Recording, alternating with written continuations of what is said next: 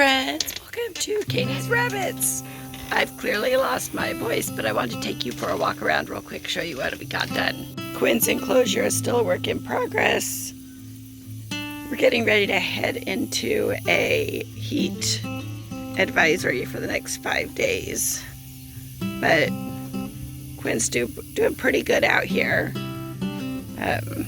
We need to fill up his food bowl there, but he has plenty of shade in the afternoon, and he just kind of hangs out and does his thing. The planter boxes are doing great. We need to put the trellis up. Eric is going to do that sometime this week, but again, like I said, we're in our heat advisory, and so we all need to be careful. It's dusk, so the rabbits are out playing and eating. They're being so cute. Hi. Oh, where's she going? Oh, there's Calico. They're both out running around. I seem to have a cold or something. My throat hurts, and I lost my voice completely this morning somehow. I managed to work a little bit on a project in the front yard. I mentioned the hard pan we have. Look at the sad coneflower and Rebecca. I need to water them every day. And so this is the bed that I built with bricks that were already here, and I planted those 2 hydrangeas, some extra houseplants and whatnot that will go inside of our winter, including the lantana. And then here's the other bed that I need to fill with dirt. There's the yard cart and our mower.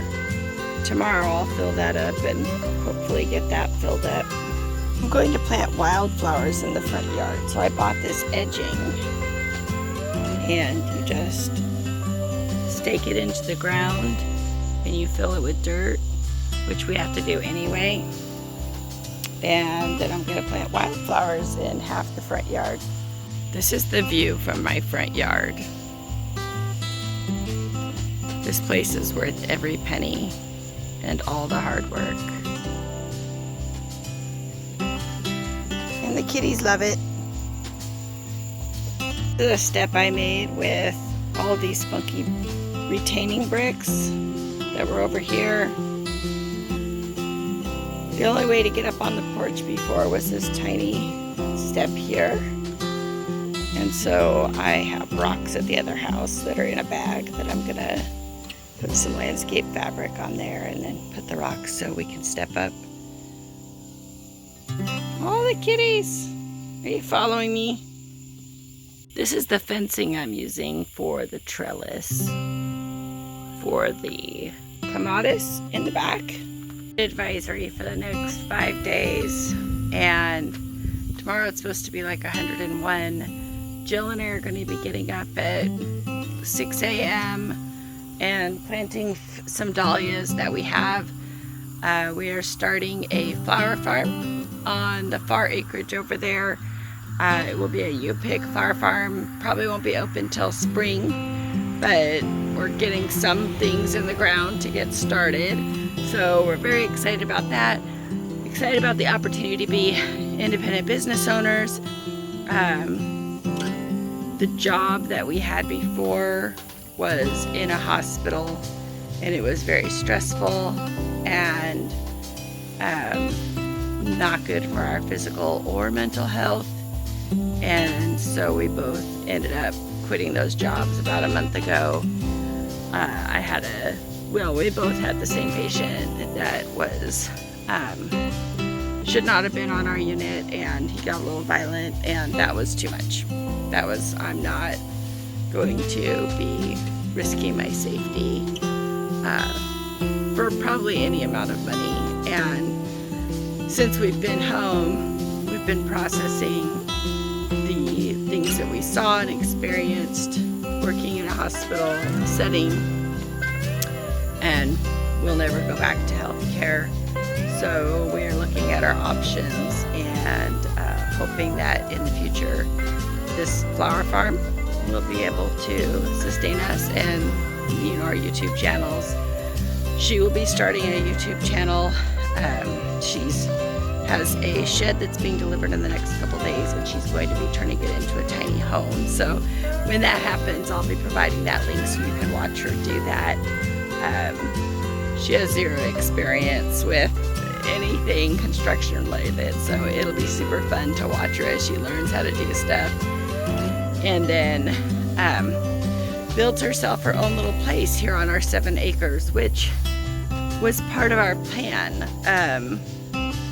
We want this property to be the beginning of a legacy, and the peace that we all find here, including my husband, even though he's retired, is so profound compared to living in town. Even though for the most part I enjoyed living in town and I enjoyed our place, it's not until you don't have to deal with the problems of, you know, having neighbors that maybe are difficult, or, you know, on purpose or not on purpose, or just we were having the simplest thing like parking issues.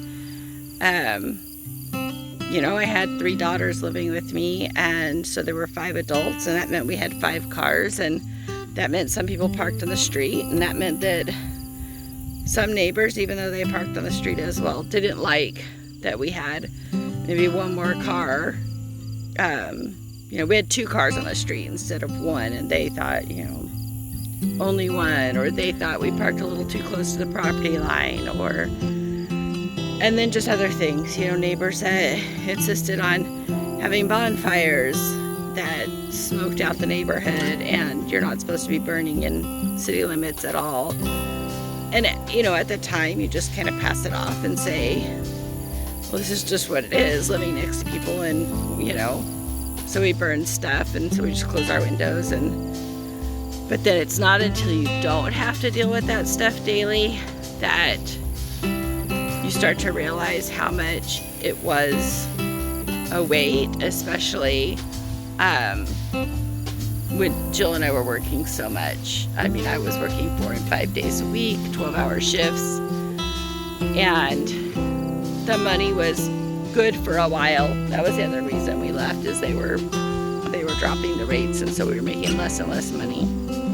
And so when you work 12 hours in a stressful environment, and then you come home and you can't even enjoy your front porch, and you can't enjoy your backyard because you've got a couple of neighbors that are, you know, they're living their life, but it's disruptive,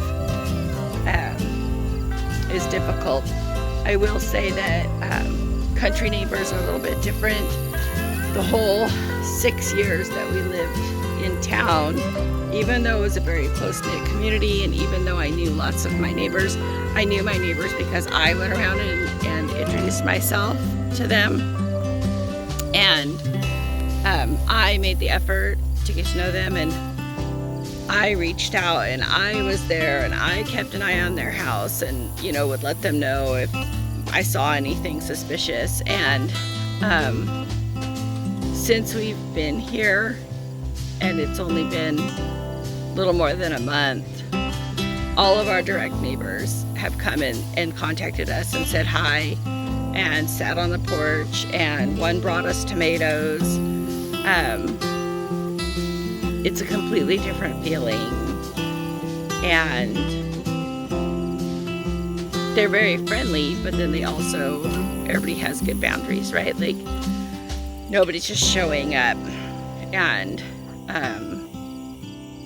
you know, monopolizing all of our time, or showing up and asking for, you know, giant favors to borrow whatever, or there are no drug sellers or drug users, and if there were drug sellers, we wouldn't know it anyway, because there wouldn't be tons of traffic on our road.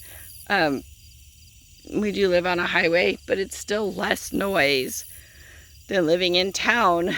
In town, we lived on a major, well, behind us was a major road. There was a house behind us and then a major road for like commuters. But there was also an airport nearby and planes fly over our house. And we could also hear the trains that were 3 or 4 blocks away, once a day, twice a day. And like I said, at the time you just think, oh, it's the train once or twice a day. That's not disruptive. But everything added up. It was very disruptive. I don't know. The difference is not, I didn't expect. I knew that we would enjoy living out here, but I didn't expect such a dramatic difference, and the peace that we would find here, especially after a really tough 18 months working in healthcare. And it feels like a great opportunity. This place is just amazing. It was a strange situation that we ended up with this house. It came on the market. We put an offer in that day. It was very, very fast. And so, and we hadn't even really been looking up until like 3 days prior. So, it really worked out well, and the universe was leading us to this and to great things. And Jill and I are very excited. Eric is very much at peace. Things have been wonderful here. So I think that the message that I want you guys to take away, as the sun is quickly setting and it's getting very dark out here, that's the other thing, is like, we had a friend come over with his telescope and it was dark enough out here to look at the stars, so that was super fun. But if you have the opportunity, even if it means stretching your money, and it means taking a risk, and it means doing something that's a little scary, I would recommend it. I don't know, over the last 2 years especially, I've really, really focused on not living in a scarcity mindset, because that just leads to more fear. And the truth is that, so long as you have the will to make things better, typically things will turn out better. So that's what we've done. We've just turned to a new chapter, and we're doing something different. And it does feel a little bit like jumping off a ledge, but we've jumped off ledges before, bigger ledges even, and it's going to turn out great. It always has. We've always made our situation great, and we're going to make this situation great. It's already better than what we had, and so there's assurance in that okay, we've already made one step to make things better. But then also just knowing that we're capable of making things even better. We're capable of accomplishing our goals, and there's nothing stopping us, even though it's a lot of work and it's going to be really hot this week and there's a lot to do. But rest will come. It'll come in time, and in the meantime, I'll just stay happily busy. I'm so glad you joined me tonight, and I'm going to keep you updated on all the cool stuff we're doing. Thanks.